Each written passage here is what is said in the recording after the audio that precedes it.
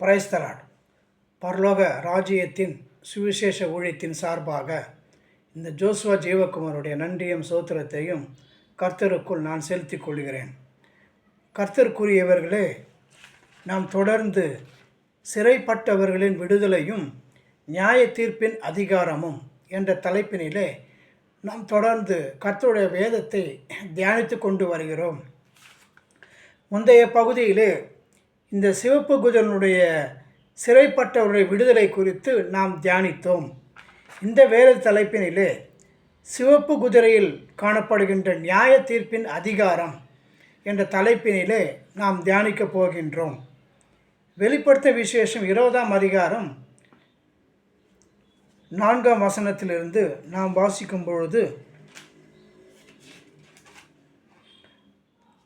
அன்றியும் நான் சிங்காசனங்களை கண்டேன், அவைகளின் மேல் உட்கார்ந்தார்கள், நியாய தீர்ப்பு கொடுக்கும்படி அவர்களுக்கு அதிகாரம் அளிக்கப்பட்டது.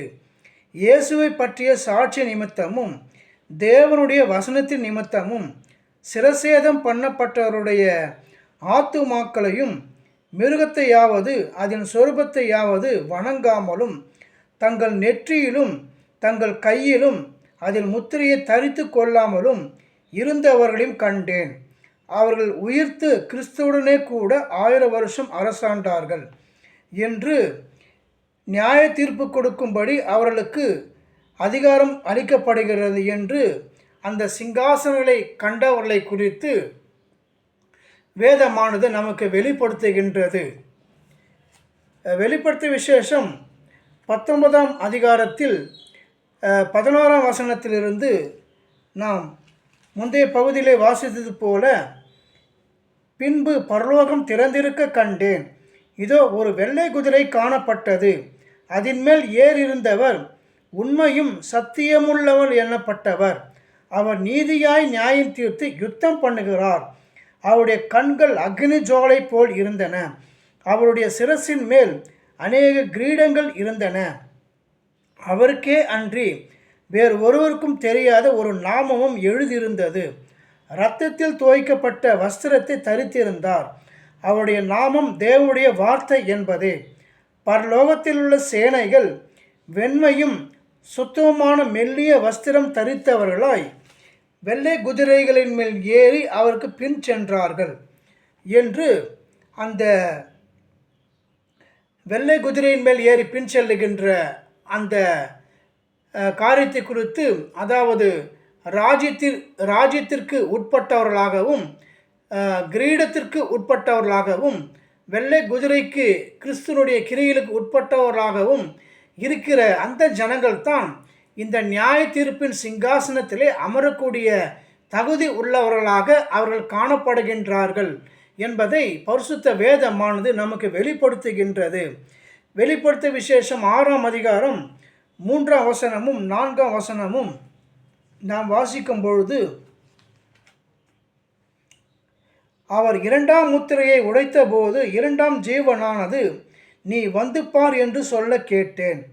அப்போது சிவப்பான வேறொரு குதிரை புறப்பட்டது. அதன் மேல் ஏறியிருந்தவனுக்கு பூமியில் உள்ளவர்கள் ஒருவரை ஒருவர் கொலை செய்யத்தக்கதாக சமாதானத்தை பூமியிலிருந்து எடுத்து போடும்படியான அதிகாரம் கொடுக்கப்பட்டது. ஒரு பெரிய பட்டயமும் அவனுக்கு கொடுக்கப்பட்டது என்று கர்த்தருடைய வேதமானது நமக்கு இந்த சிவப்பு குதிரையுடைய ஜெயிக்கிறவனாகிய முதற் பகுதியை நமக்கு வெளிப்படுத்துகின்றது. மத்தேயு 11ஆம் அதிகாரம் 28ஆம் வசனத்திலிருந்து நாம் வாசிக்கும் பொழுது,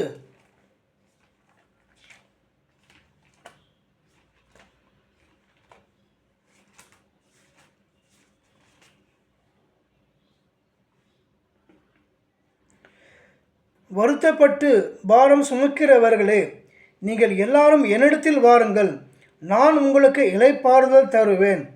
நான் சாந்தமும் மனத்தாழ்மையுமாய் இருக்கிறேன். என் நுகத்தை உங்கள் மேல் ஏற்றுக்கொண்டு என்னிடத்தில் கற்றுக்கொள்ளுங்கள், அப்போது உங்கள் ஆத்துமாக்களுக்கு இளைப்பாறுதல் கிடைக்கும்.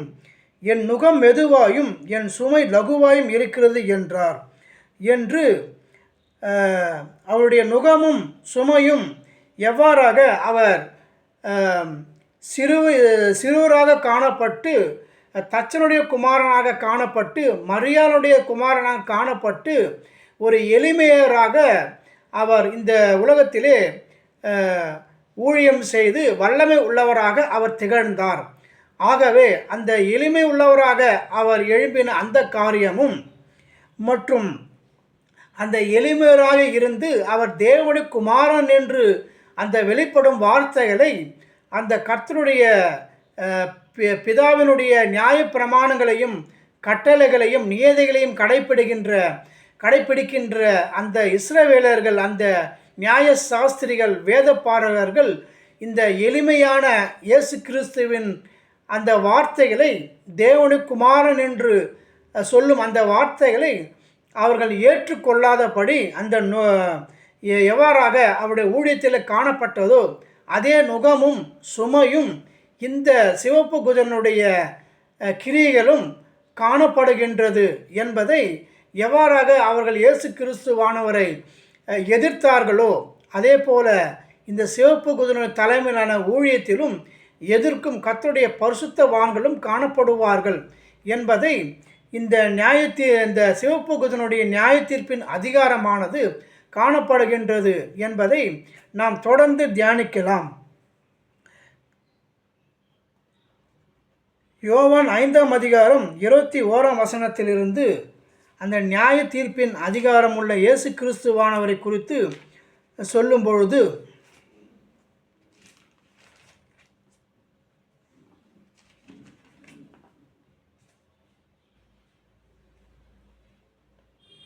பிதாவானவர் மரித்தோரை எழுப்பி உயிர்ப்பிக்கிறது போல குமாரனும் தமக்கு சித்தமானவரை உயிர்ப்பிக்கிறார். அன்றியும் பிதாவை கனம் பண்ணுகிறது போல எல்லாரும் குமாரனையும் கனம் பண்ணும்படிக்கு பிதாவானவர் தாமே ஒருவருக்கும் நியாய தீர்ப்பு செய்யாமல் நியாய தீர்ப்பு செய்யும் அதிகாரம் முழுவதையும் குமாரனுக்கு ஒப்பு கொடுத்திருக்கிறார். குமாரனை கனம் பண்ணாதவன் அவரை அனுப்பின பிதாவையும் கனம் பண்ணாதவனாய் இருக்கிறான். என் வசனத்தை கேட்டு என்னை அனுப்பினவரை விசுவாசிக்கிறவனுக்கு நித்திய ஜீவன் உண்டு. அவன் ஆக்கினை தீர்ப்புக்கு உட்படாமல் மரணத்தை விட்டு நீங்கி ஜீவனுக்கு உட்பட்டிருக்கிறான் என்று மெய்யாகவே உங்களுக்கு சொல்லுகிறேன். எவ்வாறாக பிதாவினுடைய நுகமும் அந்த பாரமும் இயேசுவிடத்தில் சுமையும் காணப்பட்டதோ அதே போல இயேசுவினுடைய நுகமும் சுமையும் இந்த சிவப்பு குதிரையிலும் கருப்பு குதிரையிலும் காணப்படும் என்பதை நியாய தீர்ப்பின் அதிகாரம் எவ்வாறாக அந்த இயேசு கிறிஸ்துவானவருடைய வெள்ளை குதிரனுடைய ஊழியத்தில் காணப்பட்டதோ அதே போல சிவப்பு குதிரனுடைய ஊழியத்திலும் இந்த நியாய தீர்ப்பு காணப்படுகின்றது. இயேசு கிறிஸ்துவானுடைய நுகமும் சுமையும் காணப்படும் என்பதை வேதமானது நமக்கு வெளிப்படுத்துகின்றது. யோவான் 14ஆம் அதிகாரம் 12ஆம் வசனம் நாம் வாசிக்கும் பொழுது,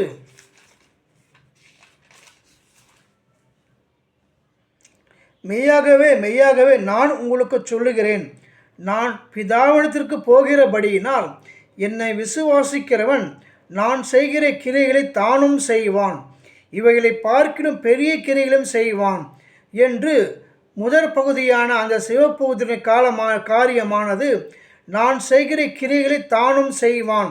அந்த கிரைகள் வெளிப்படும் வண்ணமாக இந்த வரப்போகின்ற எழுப்புதல் காணப்பட போகின்றது என்பதை வேதமானது நமக்கு வெளிப்படுத்துகின்றது. வெளிப்படுத்த விசேஷம் 6ஆம் அதிகாரம் 3ஆம் வசனத்தில் நாம் மறுபடியும் வாசிக்கும் பொழுது,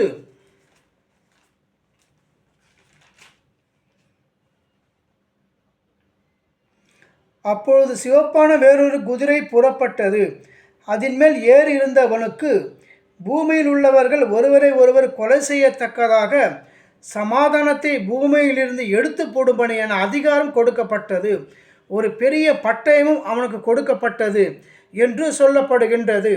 பட்டயம் என்று சொல்லும்போது எபேசியர் 6ஆம் அதிகாரம் 17ஆம் வசனத்தில் காணப்படுகின்ற தேவ வசனமாகிய பட்டயம் அந்த பிதாவுடைய நுகத்தையும் சுமையையும் பெற்றுக்கொண்ட இயேசு கிறிஸ்துவானிடத்தில் எவ்வாறாக காணப்பட்டதோ அதே போல இந்த தேவ வசனமாகிய பட்டயமானது இந்த சிவப்பு குதிரையின் தலைமையிலும் காணப்படும் என்பதை வேதமானது நமக்கு வெளிப்படுத்துகிறது.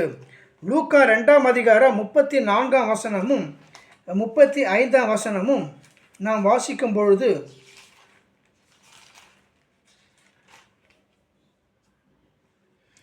பின்னும் சிமியோன் அவர்களை ஆசீர்வதித்து அவருடைய தாயாகிய மரியாளை நோக்கி, இதோ அநேகருடைய இருதய சிந்தனைகள் வெளிப்படத்தக்கதாக இஸ்ரவேலில் அநேகர் விழுகிறதற்கும் எழுந்திருக்கிறதற்கும் விரோதமாக பேசப்படும் அடையாளமாவதற்கும் இவர் நியமிக்கப்பட்டிருக்கிறார். உன் ஆத்துமாவையும் ஒரு பட்டயம் உருவி போகும் என்றான் என்று அந்த தேவ வசனமாகிய பட்டயமானது இயேசு கிறிஸ்துவான ஊழியத்திலே அநேகர் எழுந்திருக்கிறதற்கும் அநேகர் ரட்சிக்கப்படுவதற்கும் அநேகர் விழுகுவதற்கும் ரட்சிப்பை எழுந்து போவதற்கும் பிதாவினுடைய கோபத்திற்கு உள்ளானவர்களாக காணப்பட்டார்களோ அதே போல இந்த சிவப்பு குதிரையுடைய தலைமையிலும் காணப்படும் என்பதை வேதமானது நமக்கு வெளிப்படுத்துகின்றது. வெளிப்படுத்திய விசேஷம் 13ஆம் அதிகாரம் 7ஆம் வசனத்திலிருந்து நாம் வாசிக்கும் பொழுது, மேலும் பரிசுத்தவான்களோடு யுத்தம் பண்ணி அவர்களை ஜெயிக்கும்படிக்கு அதற்கு அதிகாரம் கொடுக்கப்பட்டதும் அல்லாமல் ஒவ்வொரு கோத்திரத்தின் மேலும் பாஷைக்காரர் மேலும் ஜாதிகள் மேலும் அதற்கு அதிகாரம் கொடுக்கப்பட்டது. உலகத் தோற்றம் முதல் அடிக்கப்பட்ட ஆட்டுக்குட்டியினுடைய ஜீவ புஸ்தகத்தில் பேர் எழுதப்பட்டிராத பூமியின் குடிகள் யாவரும் அதை வணங்குவார்கள். காது உள்ளவன் எவனோ அவன் கேட்க கடவன் என்று முதல் பகுதியாக இந்த 7ஆம் வசனத்திலே பரிசுத்தவான்களோடு யுத்தம் பண்ணி அவர்களை ஜெயிக்கும்படிக்கு அதற்கு அதிகாரம் கொடுக்கப்பட்டது என்று இந்த எவ்வாறாக அந்த பிதாவினுடைய கிரியைகளை, கட்டளைகளை, நியதிகளை அவர்கள் பரிசுத்தமாக கடைபிடித்தாலும் அதை இயேசு கிறிஸ்துவானவரை ஏற்றுக்கொள்ளாதபடியினால் கர்த்தருடைய கோபத்திற்கு உள்ளானவர்களாக காணப்பட்டார்களோ அதே போல இந்த சிவப்பு குதிரையிலும் கர்த்தருடைய அந்த நுகமானது, சுமையானது இயேசு கிறிஸ்துவானுடைய மகன் என்ற ஸ்தானத்தில் இருந்து செய்யும் அந்த ஊழியமானது அநேக கர்த்தருடைய ஊழியக்காரர்கள், கர்த்தருடைய பரிசுத்தவான்கள் ஏற்றுக்கொள்ளாததினால் அந்த பரிசுத்தவான்களோட யுத்தம் பண்ணும்படியான அந்த பட்டயம், தேவ வசனமாகிய பட்டயமானது சாத்தான் அவர்கள் இந்த பட்டயமானது அநேக பரிசுத்தவான்களை விழுகிறதற்கு ஏதுவாக இது அமையும். இந்த நியாய தீர்ப்பின் சிவப்பு குதிரையுடைய நியாய தீர்ப்பானது இதன் மூலமாக உண்டாகக்கூடியதாக காணப்படுகின்றது என்பதை பரிசுத்த வேதமானது நமக்கு வெளிப்படுத்துகிறது.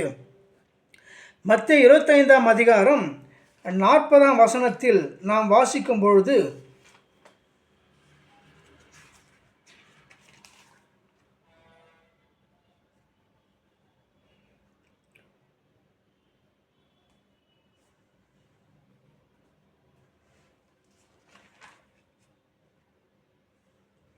அதற்கு ராஜா பிரதி உத்தரமாக, மிகவும் சிறியோராகிய என் சகோதரரான இவர்களில் ஒருவனுக்கு நீங்கள் எதை செய்தீர்களோ அதை எனக்கே செய்தீர்கள் என்று மெய்யாக உங்களுக்கு சொல்லுகிறேன் என்பார்.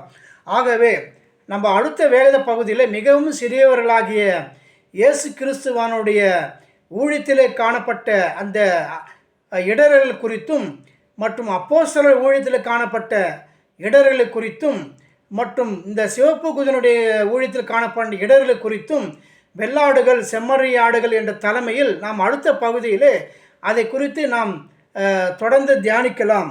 ஆகவே பரிசுத்தவானுடைய யுத்தம் பண்ணுகின்ற அந்த காரியமானது பிசாசனுடைய கிரியைகளுக்கு அந்த கர்த்தருடைய ஊழியக்காரர் இடம் கொடுப்பதினால் அவர்கள் விழுகுவதற்கு ஏதுவான காரியம் உண்டாகும். மத்தேயு 7ஆம் அதிகாரம் 15ஆம் வசனத்திலிருந்து நாம் வாசிக்கும் பொழுது,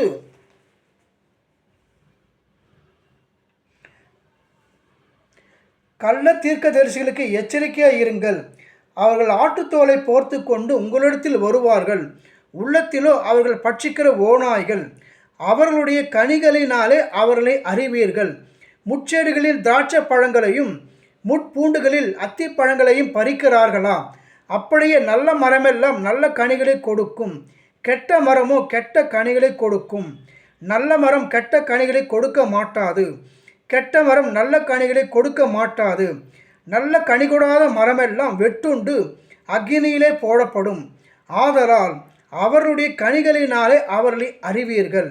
பரலோகத்தில் இருக்கிற என் பிதாவின் சித்தத்தின்படி செய்கிறவனே பரலோக ராஜ்யத்தில் பிரவேசிப்பானே அல்லாமல், என்னை நோக்கி கர்த்தாவே கர்த்தாவே என்று சொல்லுகிறவன் அதில் பிரவேசிப்பதில்லை. அந்நாளில் அநேகர் என்னை நோக்கி கர்த்தாவே கர்த்தாவே, உமது நாமத்தினாலே தீர்க்க தரிசனம் உரைத்தோம் அல்லவா, உமது நாமத்தினாலே பிசாசுகளை துரத்தினோம் அல்லவா, உமது நாமத்தினாலே அநேக அற்புதங்களை செய்தோம் அல்லவா என்பார்கள். அப்பொழுது நான் ஒரு காலம் உங்களை அறியவில்லை, அக்கிரம செய்கைக்காரரை என்னை விட்டு அகன்று போங்கள் என்று அவர்களுக்கு சொல்லுவேன். ஆகையால் நான் சொல்லிய இந்த வார்த்தைகளை கேட்டு இவைகளின்படி செய்கிறவன் எவனோ அவனை கண்மலையின் மேல் தன் வீட்டை கட்டின புத்தி உள்ள மனுஷனுக்கு ஒப்பிடுவேன்.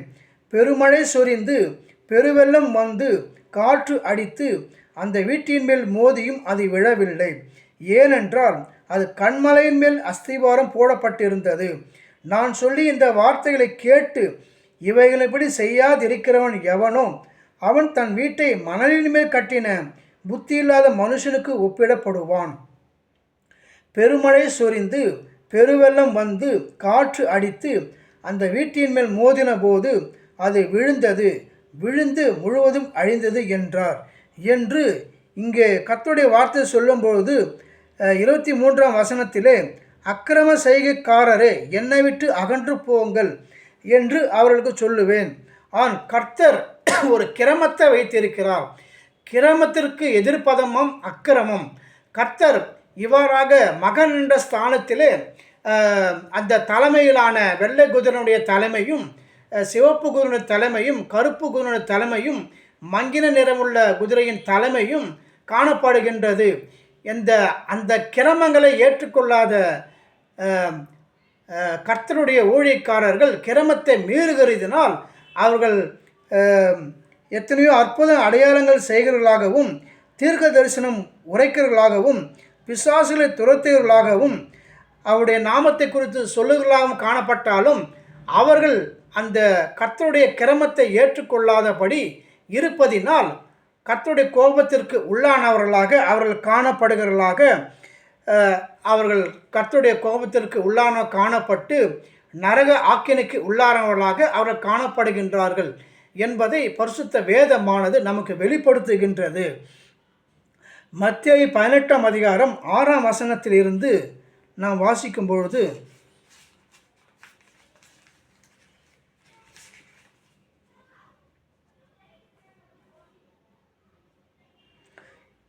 இடரல்கள் நிமித்தம் உலகத்துக்கு ஐயோ, இடரல்கள் வருவது அவசியம், ஆனாலும் எந்த மனுஷனால் இடரல் வருகிறதோ அவனுக்கு ஐயோ.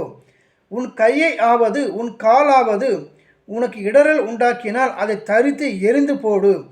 நீ 2 கை உடையவனாய் அல்லது 2 கால் உடையவனாய் நித்திய அக்னியிலே தள்ளப்படுவதை பார்க்கிலும் சப்பானியாய் அல்லது ஊனனாய் நித்திய ஜீவனுக்குள் பிரவேசிப்பது உனக்கு நலமாயிருக்கும். உன் கண் உனக்கு இடரல் உண்டாக்கினால் அது பிடுங்கி எரிந்து போடு. 2 கண் உடையவனாய் எரி நரகத்தில் தள்ளப்படுவதை பார்க்கிலும் ஒற்றை கண்ணனாய் ஜீவனுக்குள் பிரவேசிப்பது உனக்கு நலமாயிருக்கும். இந்த சிறியரில் ஒருவனையும் அற்பமாய் எண்ணாதபடிக்கு எச்சரிக்கையாய் இருங்கள். அவர்களுக்குரிய தேவ தூதர்கள் பரலோகத்திலே என் பரமபிதாவின் சமூகத்தை எப்போதும் தரிசிக்கிறார்கள் என்று உங்களுக்கு சொல்லுகிறேன். மனுஷகுமாரன் கெட்டுப்போனதை ரட்சிக்க வந்தார் என்று இந்த உன் கையாவது உன் காலாவது உனக்கு இடரல் உண்டாக்கினால் அதை தரித்து போடு.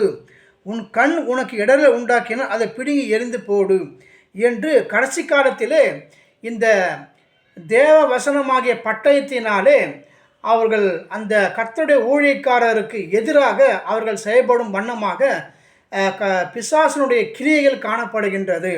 அவ்வாறாக ஒரு சமயத்திலே ஒரு பகுதியிலே கர்த்தருடைய வார்த்தைகளை உண்மையான வார்த்தைகளை போதிக்கின்ற கர்த்தருடைய ஊழியக்காரர்கள் எழும்பும்போது அந்த உபதேசங்களையும் உபதேசிக்கிறவர்களையும் மற்றும் அற்புத அடையாளங்கள் செய்கிறவர்கள் இந்த கர்த்தருடைய ஊழியக்காரர்களுக்கு விரோதமாக தங்களுடைய கிரியைகளை நடப்பிப்பதனால் அவருடைய பிசாசனுடைய வழிக்கு ஆட்படுகிறார்கள் என்பதை வேதமானது வெளிப்படுத்தும் வண்ணமாக காணப்படுகின்றது.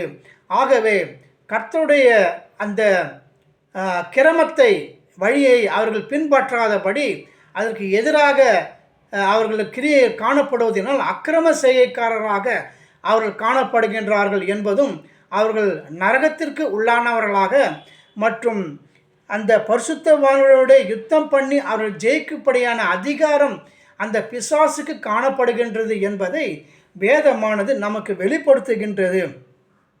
எவ்வாறாக லூக்கா 13ஆம் அதிகாரம் 28ஆம் வசனத்திலே ஆபிரகாம், ஈசாக்கு, யாக்கோபு மற்றும் சகல தீர்க்கதரிசிகளும் தேவ ராஜ்யத்தில் காணப்படுகிறவர்களாக என்ற அந்த தேவ ராஜ்யத்தினுடைய வார்த்தையானது அவர்கள் எவ்வாறாக தேவ ராஜ்யத்திற்கு உட்பட்டவர்களாக தங்களுடைய கிரியைகளை செய்தார்களோ அதே போல இந்த மத்தேயு 25ஆம் அதிகாரம் 34ஆம் வசனத்தில் நாம் வாசிக்கும் பொழுது,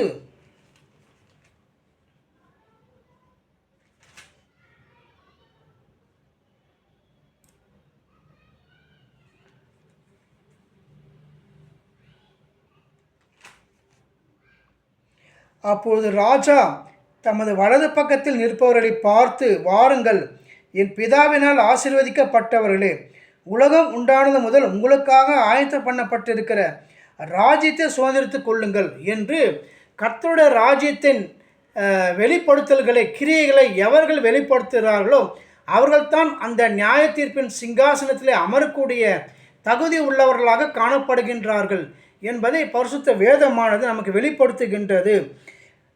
மத்தேயு 24ஆம் அதிகாரம் 14ஆம் வசனத்தில் நாம் வாசிக்கும் பொழுது,